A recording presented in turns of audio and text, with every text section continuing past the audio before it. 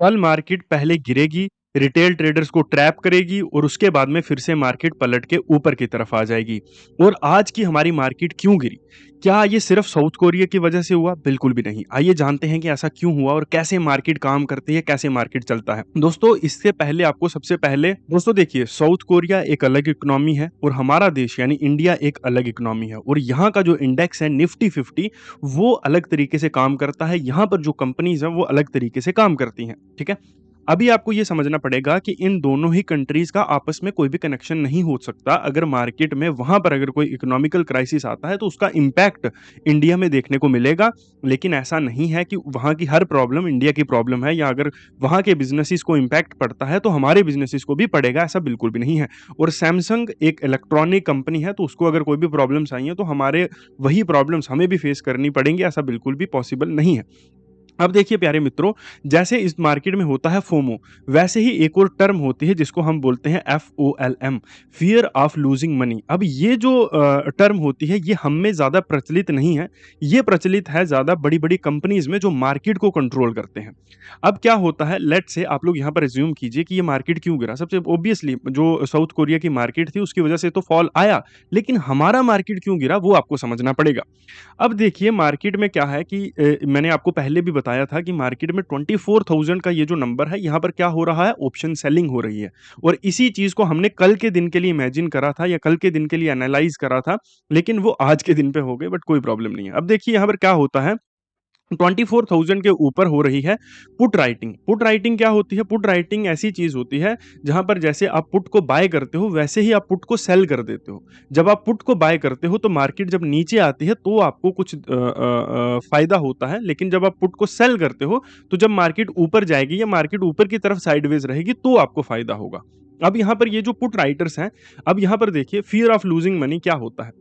ये जो 24,000 है, जब मार्केट इस रेंज के आसपास घूम रही थी, तो यहाँ पर इसी समय पर क्या होता है, जो आपका साउथ कोरियन मार्केट्स हैं, वो ओपन होते ही बहुत ज़्यादा गिरावट उनमें देखने को मिलती है।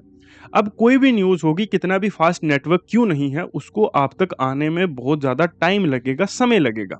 अब जब साउथ कोरियन मार्केट्स ने इतना ज़्यादा फॉल करा, तो हमारे जो यहाँ पर ऑप्शन सेलर्स थे, पुट राइटर्स थे, उन्होंने उनका प्रॉफिट ना चला जाए इसीलिए उन लोगों ने अपनी पोजीशंस को एग्जिट करा और उसी एग्जिट की वजह से क्या हुआ, मार्केट में हमको एक भारी गिरावट देखने को मिली और वो भारी गिरावट मार्केट में लगभग 23,800 तक आ गई।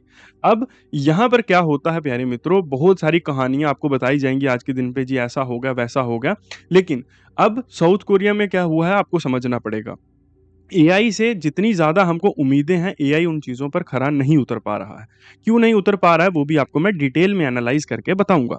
अब देखिए फॉर एग्ज़ाम्पल आपने एक कोडिंग एक्सपर्ट को या एक कोडर को, जो लोग कोडिंग करते हैं, आपने उसको हायर करा टू मेक, आपने एक एप्लीकेशन बनाने के लिए उसको हायर करा, ठीक है? ऐसे ही उसने एक टीम को हायर करा जिसमें बहुत सारे लोग जो कोडिंग करते थे।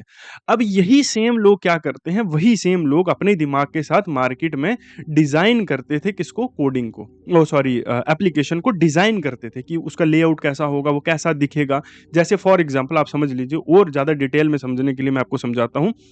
जैसे कि ये ट्रेडिंग व्यू है, यहाँ पर एक बटन है जिससे आपको सारे स्टॉक्स मिल जाएँगे जो भी आपने ऐड किए हैं। यहाँ से आप अलर्ट लगा सकते हैं, यहाँ से आप इंडिकेटर को देख सकते हैं, यहाँ से आप टाइम फ्रेम को चेंज कर सकते हैं, यहाँ से आप कैंडल को चेंज कर सकते हैं, या आपको ग्राफ देखना है उसको चेंज कर सकते हैं, यहाँ से आप रिप्ले देख सकते हैं, यहाँ से आप अलर्ट लगा सकते हैं, यहाँ से आप अलग-अलग इंडिकेटर्स और इंस्ट्रूमेंट्स को यूज़ कर सकते हैं, ठीक है?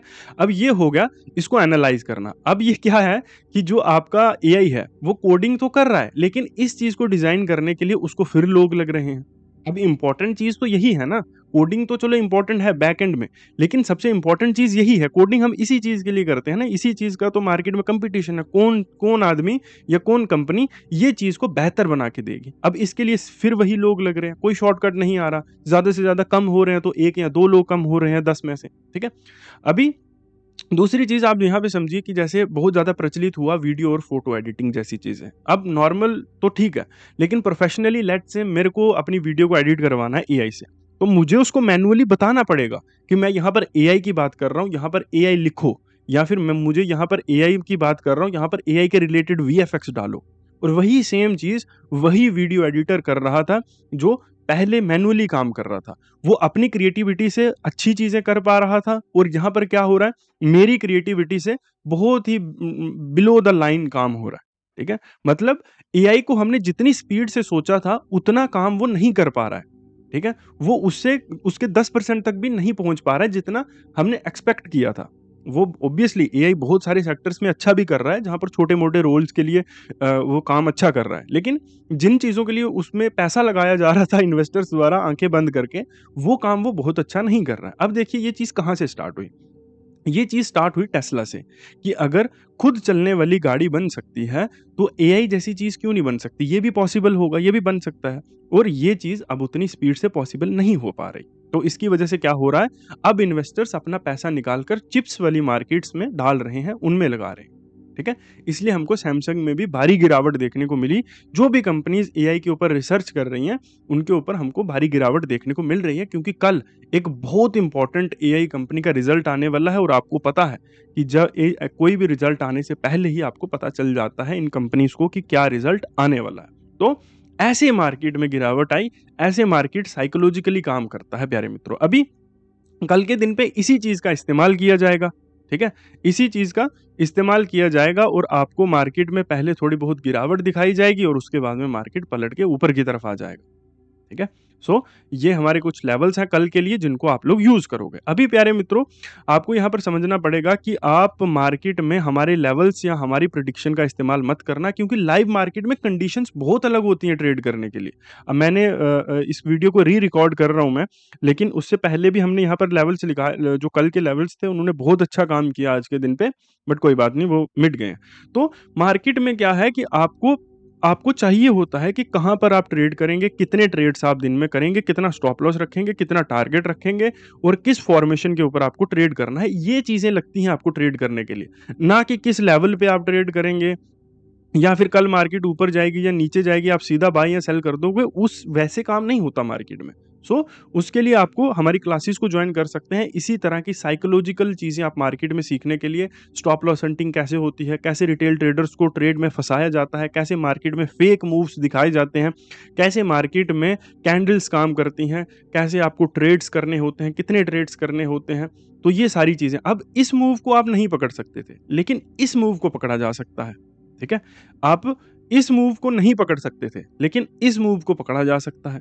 ठीक है? सो जब आप इम्पोर्टेंट चीज़ों को देखना शुरू करोगे बजाय इसके कि मार्केट ने यहाँ से शुरू किया है गिरना, और आप फ़ोकस करोगे जब आप जितना आपको चाहिए उतनी चीज़ों पे, तो आपको मार्केट में बेहतर रिज़ल्ट्स देखने को मिलेंगे।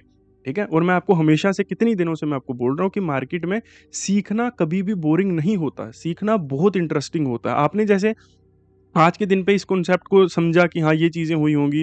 पुट राइटर्स ने जब अपनी पोज़ीशंस काटी तो मार्केट में हमको गिरावट देखने को मिली।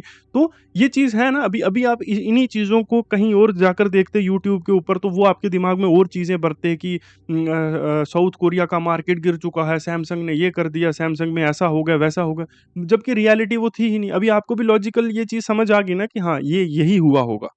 तो यही चीज़ें होती हैं मार्केट में, मार्केट ऐसे ही चलता है। और ये आपके दिमाग में ज़्यादा नॉलेज डालने वाले ये जो चीज़ें हैं ना, जो आपको, अब मैं क्या नाम लूँगा, बट इन्हीं चीज़ों में आप लोग फँस जाते हो और फिर वहीं गोल, गोल, गोल, गोल, गोल आप लोग घूमते रहते हो और कोई ग्रोथ नहीं होने हो आपको मिलती। उल्टा आप लोग और नुकसान में चलते जाते हो। सो आपको सही चीज़ें सीखनी पड़ेंगी और क्लासेस हमारी डेली शाम को 8 से साढ़े 9 होती हैं। तो आप लोग इस नंबर के ऊपर मैसेज करके जॉइन कर सकते हो। ठीक है? बाकी गाइस फॉलो सब्सक्राइब कर दीजिए। कल आपको फिर यहीं पर मिलेंगे और होपफुली अब आप, मुझे लगता है कि डिसीजन लेंगे सीखने का सही चीज़ों को, एफएमजीसी और ये जो पैटर्न वैटर्न इस तरह की जो भी चीज़ें हैं, इन चीज़ों को छोड़कर। बाकी ये हमारा व्हाट्सएप नंबर है, आप क्लासेस को ज्वाइन कर सकते हो। एवरीडे शाम को 8 से साढ़े 9 क्लासेस होती हैं हमारी। आप कभी भी ज्वाइन कर सकते हो और कोई भी आदमी ज्वाइन कर सकता है। ठीक है? Thank you very much. मिलते हैं आपको फिर यहीं पर।